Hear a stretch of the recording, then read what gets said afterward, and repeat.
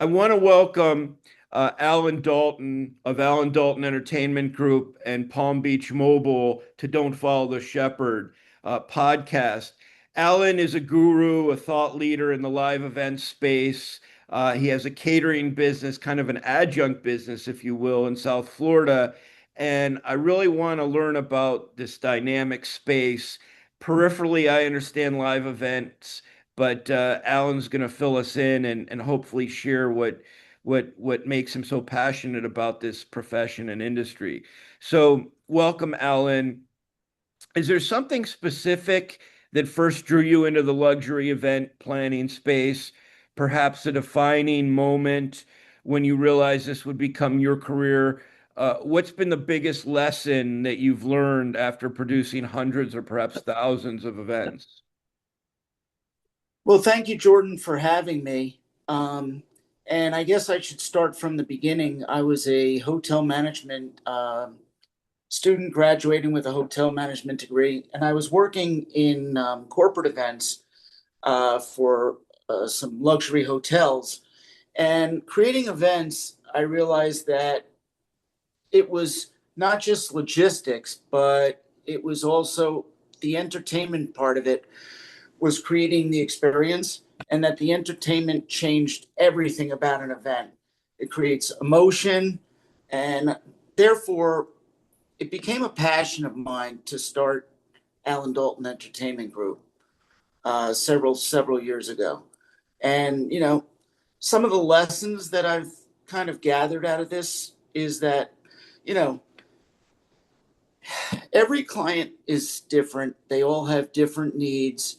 Um, Relationships in our business are everything. And I think the biggest thing and takeaway is that I try to listen more than I speak with a client. Beautiful. Today, what defines a luxury event compared to when you got started? Or has the definition of luxury changed? Is it just expensive? Is it exclusive? What about it? What characterizes one? Well, years ago, luxury meant spending lots of money. Today, it's much more personal. Um, People want authentic experiences. They want it to be exclusive. They basically want an authentic experience that's customized to fit their needs. And you want everybody to walk away feeling that they've really had a great experience and an unforgettable one. But still, today, clients are spending millions on perhaps a single event. Maybe not every event you put on, but do you find that some people just have plenty of resources to put into celebrating these memorable experiences, or expectation always super high? Well, of course, the expectation is always completely top of the chart as far as what happens. It's got to be perfect. It's got to be original. It's got to be seamless execution and zero stress for the client. But bigger budgets don't necessarily make events any easier. Um, Expectations usually rise faster than the budget. You talk about it being personal. I think the typical consumer stakeholder thinks of the affluent client buying flowers, food, and entertainment. But from your brand, I know that there's something magical about creating these extraordinary experiences. Um, can you put that into words at all? Well, I think the key word is that they are buying peace of mind. Um, they're trusting me and my team. Um, they expect confidence and they expect flawless execution and someone who anticipates problems before they happen. That resonates for me.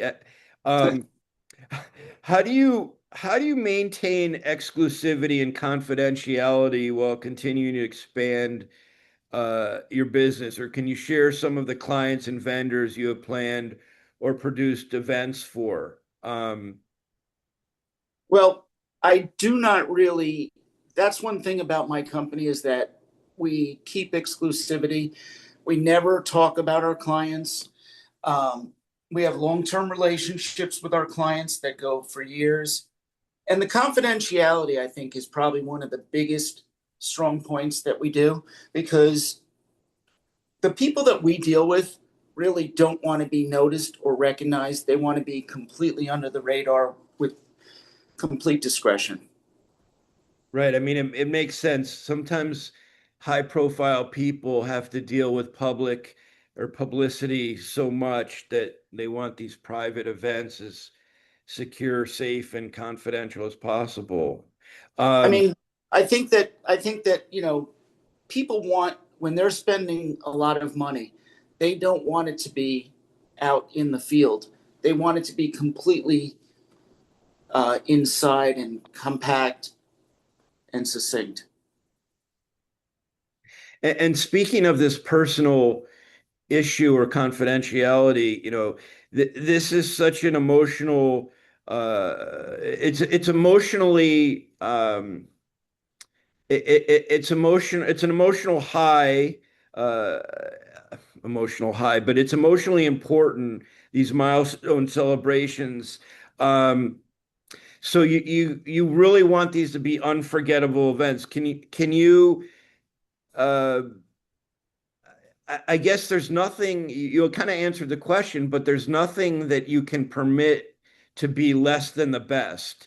I mean, it's got to be as flawless as they imagine as you want it to be. Um, Absolutely. yeah, I mean, wow. I think of my own bar mitzvah. It was at a country club, and I don't know what went into all of it, but I know it was pretty flawless. My part wasn't so flawless, but the rest of it was. There are lots of moving parts and cl that clients don't always consider. What's the biggest misconception people have about planning high-end events? Um, what might happen that a guest never thinks about? Well, first of all, I think that people think events just come together magically, and they don't. They take months of planning, and there's so many things that can go into it, whether it's weather, whether it's uh, timing, transportation. Uh, a vendor may not be able to make it last minute, and what would my backup be if somebody has an issue that they cannot be there? I think you always have to have contingency plans, and that's one of the things that we really work hard to make sure that we're not stuck um, during an event. I know you don't want to mention names, appreciating the confidentiality, but what's maybe the most challenging type of event, or what's the most challenging event without mentioning names that you've ever produced? Um, what might that be? Well, I think that one of the most recent challenging events was this summer, believe it or not. We had an event that we do every year, and the client likes to have it outside with about 300 to 350 guests of like 20 to 30-year olds. And we knew that there was a storm coming, but we had no idea what was really coming. Um, the weather started to get really rough with a hurricane coming in rather quickly. And we had,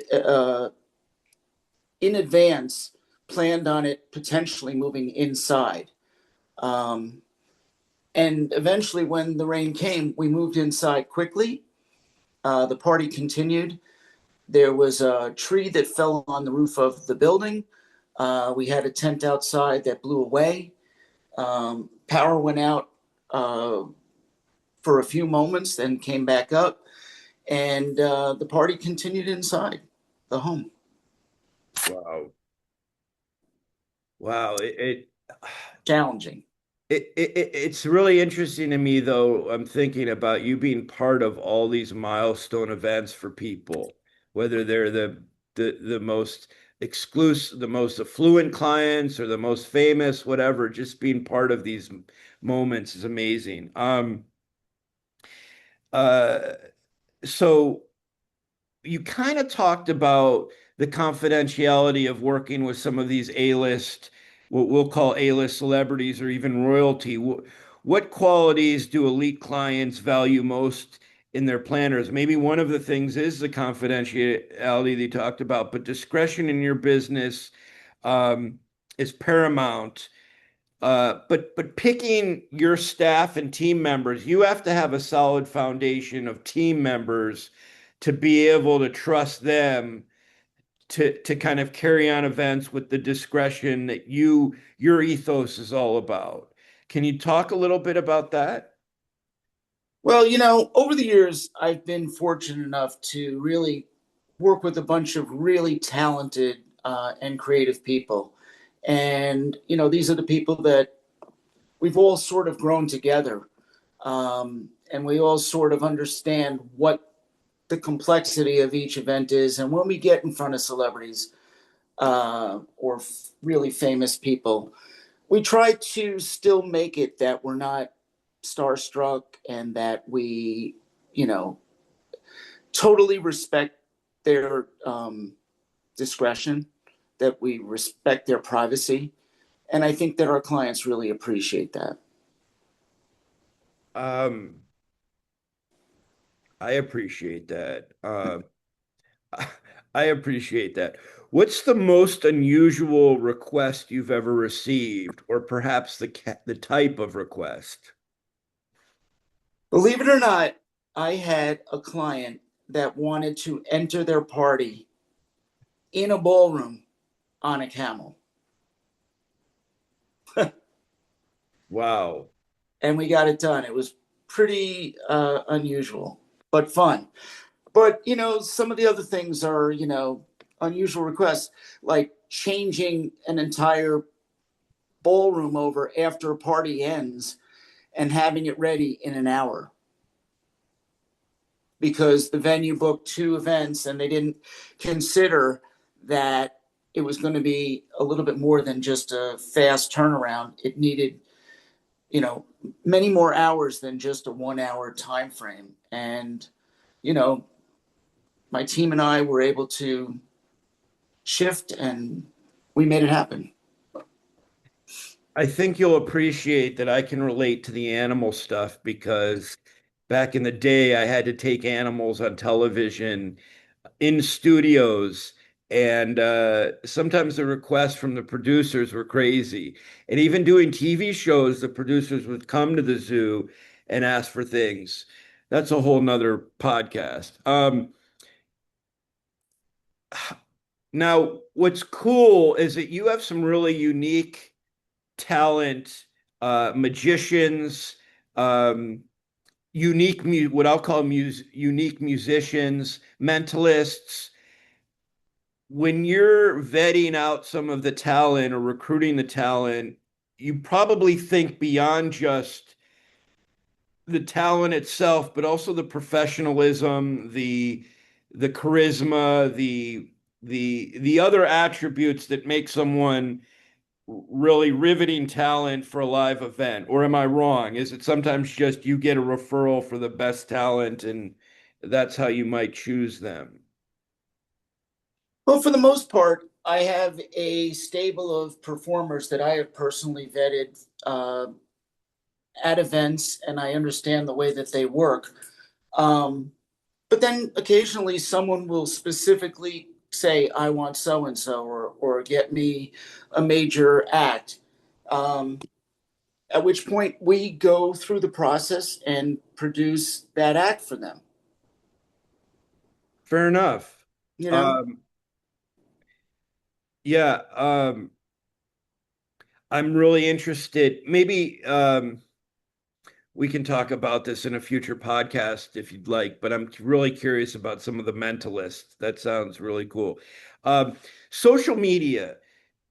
Today, when you started, you didn't have the benefit of social media. Now, do you find that it's changed the way even events are produced because you know that clients are going to want to put some of this stuff out there, or does that not really enter your mindset? So maybe from a marketing standpoint, does social media come into play in that regard? Are there Well, certain? Go that's a ahead. great question, Jordan, Okay. Okay. because I feel that social media has really come into effect.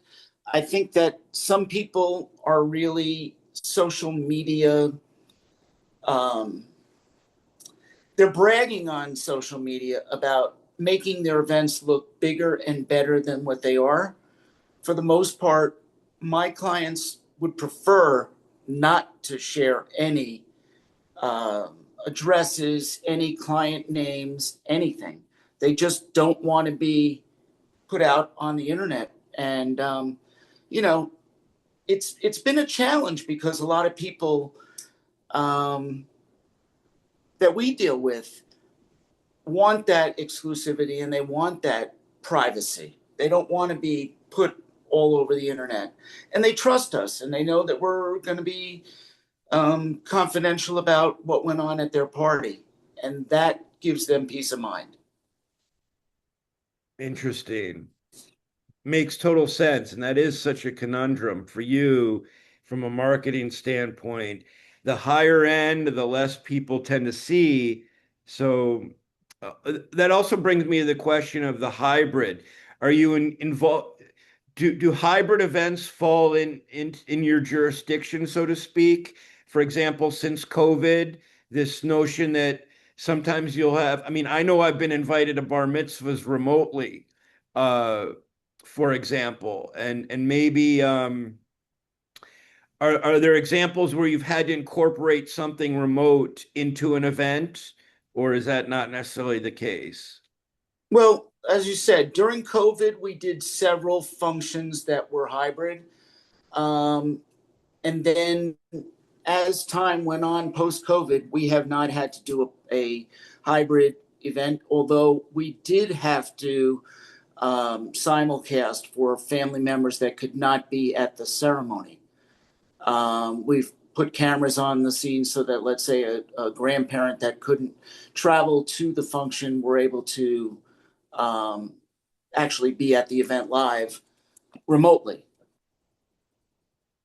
and it worked out well. Cool. You know, the other thing that I find interesting about the Allen Dalton brands is that you, as you know, quite frankly, a serial entrepreneur, some people don't love that term, but you have an adjunct business, Palm Beach Mobile, which, people often think, hey, I'm a founder of one business, I'm a founder of another. Well, often it's because someone is exposed to another aspect of an industry and they see an opportunity to either invest or launch something new that's related to something, a knowledge base they already have. How did you build Palm Beach Mobile, if you care to share, and maybe explain how it's an adjunct to your current to Alan Dalton Entertainment Group? Well, the first thing is that both businesses are about creating memorable experiences. Um, the systems are a little different. The team building is a little different. The clientele is a little bit different. We're still blending corporate and social. So, uh, we're doing a lot of after parties for weddings, a lot of rehearsal dinners, and a lot of celebrations of people and family. And they run, concurrent with each other. Yeah, I was thinking, so Palm Beach Mobile, had you already been doing any events in Florida before you launched in South Florida before you launched Palm Beach Mobile? Or did you start doing more events through Alan Dalton Entertainment after launching Palm Beach Mobile in South Florida? Well, that's a great question, Jordan. Basically, we have a very strong presence in the Northeast, and we have been booked and been brought down on multiple occasions to come from New York because people want something different. Um, Bringing Allen Dalton Entertainment Group to Florida has been rewarding and it's been great, but a lot of people locally still have a lot of local vendors that they rely heavily on. And I wanted to start something else that people didn't necessarily think I was just bringing more entertainment down to Florida. And listen, I've always loved pizza. And I thought to myself, people don't do great pizza parties. And I found the best partner in the world who is a restaurant operator and a total pro in understanding how to make delicious food. And we partnered together, and the rest has been history. We've been just doing many, many parties. It's all spreading word of mouth. And I'm very, very pleased with how it's turning out thus far. Yeah, and you don't have to answer this question, but one thing that strikes me about Allen Dalton Entertainment Group is that you have such an established luxury event company that partnering with someone on something else was probably in the hospitality and live entertainment sector, is it was probably pretty easy because, and maybe I'm wrong, but you bring a skill set, an established skill set to running a business that you're like, okay, these are the kind of things that we need to think about that could present down the road, whereas someone with a brand new startup might be struggling a little more. And you're welcome to answer that. But speaking of which, I wanted to ask for new event planners, to someone starting out in hospitality uh, and live events, and I don't know, I could imagine that would be really challenging today. What's one mistake that they tend to make if they're breaking into the industry? Well, I don't really think there's one mistake, but I do think that there are several challenges that people tend to go to in order to try and get the business. I think one of the things that they do is they say yes to everything because they're new and they want to get their word out and they want to get themselves known. I think a new planner, uh, I would urge them to always read the contracts thoroughly because there's always things that are in the contract that an experienced planner would understand and a new planner may not. Um, I also think underpricing is something that, don't underprice yourself just to get the work because you end up not making any money. And, you know, this is not a dress rehearsal. This is the real deal. And yes, you're probably doing it to get it under your belt, but if you're not making money, there's no reason to be in business. Great points. Yeah. Um, no, that's value. And that's what thought leadership is about. For those thinking about what is thought leadership in any industry, that kind of nuanced thinking is what thought leadership is about. So, and speaking of thought leadership, what trends in the live event space, what trends might be overdone? Are more intimate experiences or larger productions growing in popularity? What are some of the trends? Well, I think the things that are overdone are people just staring and coming up with mood boards based on Pinterest. I think that's a little bit overdone. I think that they're recreating the wheel. I also think that people copying TikTok and trying to make their event look like another event that was on TikTok. But one of the things that we found, which is really great, is trying to create a little bit more immersive entertainment. Um, through many different ways: interactive food, personalization, um, orchestrating and integrating live performers so that there's more of a memory that's being made. Got it. You know, one thing I forgot to ask was building relationships with some of the vendors and the venue owners, if you will. You talked about this being kind of a network based kind of who you know, building a relationship based industry. Um, Again, that's something. Cultivating relationships over time is another aspect of thought leadership in the live event space. But part of it is your professionalism, right? Quite frankly, that you've been able to sustain and build relationships because of this consistent approach to confidentiality, discretion, meeting expectations, etc. Correct? That's correct. Um, you know, AI has taken a big effect into, organization and efficiency, but in the end, it's about relationships that you have with your clients and strong relationships that you have with your vendors and relationships that you have with venues because they all have to come together and all deliver a unbelievable product. So you touched a little bit about the immersion and these, we talked about hybrid experiences, and you just mentioned AI. How is AI infiltrating live entertainment? Is it presumably a lot of its work behind the scenes in terms of um, maybe scouting I don't know. I don't want to even begin to dabble. Maybe you can jump in. Well, it's interesting because I've used AI a bit to find some new and unusual entertainers. Oftentimes, those entertainers are across the world. So, unfortunately, AI has helped with seeking out new talent. But I think that, and getting away from the entertainment, I think AI scares a lot of people because with AI now, you can take a celebrity and make them do something in AI that they're not actually doing.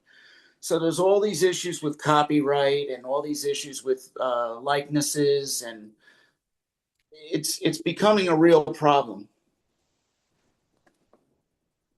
Yeah, yeah, that's something actually you and I may explore on some related stuff.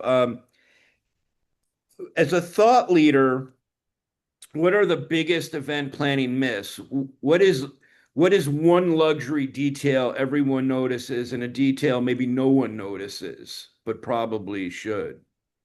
Well, I think one of the biggest myths is that it's like just picking flowers and music and the rest will happen. But the bottom line is with myths is that at an event you're managing, you know, several dozen moving parts and different people and making sure that everyone is in the right place at the right time and doing their job when it's expected. So, you know, I think people think that, running a party is easy, but it's not. Yeah, if I may indulge for one moment, I have a friend who was uh, in the event space, and I watched her just work on the planter, uh, just the preparation it took to get floral arrangements together, which she was designing on her own. Uh, I know that may seem trivial to people, and one of these elements we're talking about, like the flowers of food, but that seemingly smaller item was a huge amount, it took a lot of time and a lot of thought and creativity, just the floral arrangement. Forget, coordinating everything and the hundreds of other moving parts. So I was impressed at how she approached that, and I think that was for a bar mitzvah. So, Mhm. um, what are your favorite venues? You know, I know you've I know you've gotten to work with the Yankees, the Mets, and maybe you can't speak to off-site, locations, blah blah blah, but um, and hopefully you don't have to choose between the Yankees and the Mets. But what are some of your favorite venues, even unrelated to professional sports? Well, there's always great venues that have always been, long lasting, great spaces to make parties. But I try to think about finding the right fit for the right function and for the personality of the client. Whether it's budget wise, whether it's look wise, whether it's a feeling that the venue presents, not every party fits into that square box. Um, and it depends on what the occasion is. Great point. Yeah. No, thank you. Now this might be a dumb question, but a wedding or a bar mitzvah? I always thought uh maybe a wedding's more challenging, but maybe there are more bar mitzvah um more types of bar mitzvahs, more diversity within the bar and bat mitzvah space. I know mine was based on the theme was the Olympics. Uh-huh. So some of the favorite people in my life, they were awarded a medal at the reception.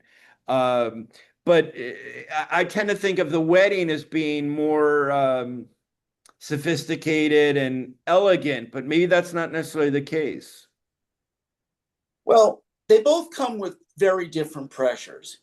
Um, a wedding is a once in a lifetime, hopefully, and it comes with a tremendous amount of emotion, both for the parents and for the bride and groom and their friends and family members. Um, it's interesting because weddings are, yes, a little bit more formal, and bar mitzvahs and bat mitzvahs are a little bit more fun and festive. But a bar and bat mitzvah is three generations versus two. You have the kids and what they want, then you have the parents and their friends, and then you have the senior statesmen, the older family members. And I think that we've sort of gone away a little bit from the thematics of the bar and bar mitzvahs. It used to be like, how clever could you be with a theme? And I think now it's more about personalization, entertainment, emphasis being heavy on the entertainment, some activities. Photo booths are a really big thing. And then branding. People love the customization of feeling like it's their event. Beautiful. Yeah. Again, this is this for those thinking about when I reference thought leadership, this is what thought leadership is. It's really deep knowledge about one's profession, vocation, craft.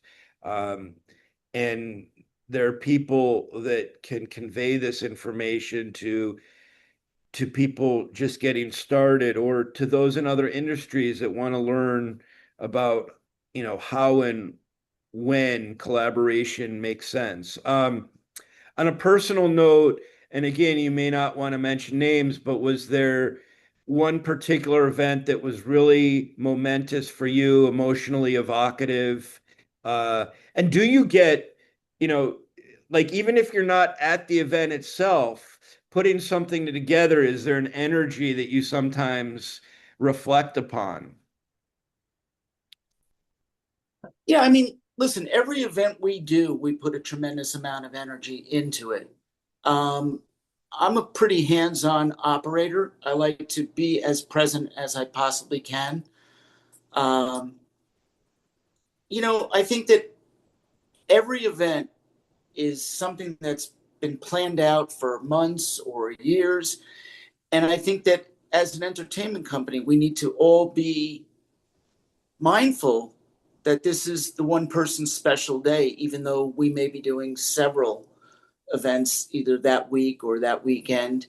And, it's really important to the client that they get what we've sold them Well and said. deliver it. Well said. And thank you. Well, Thanks. thank you. It's been a pleasure to have Alan Dalton of Alan Dalton Entertainment and Palm Beach Mobile um, join me on the podcast.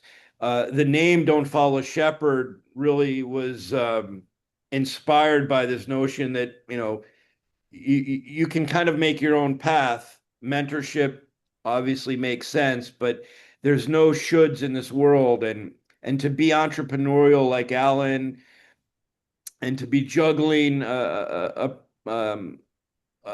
business, two businesses in multiple states, in highly sought after regions of the country where the most affluent and most famous are looking for private event planners and producers.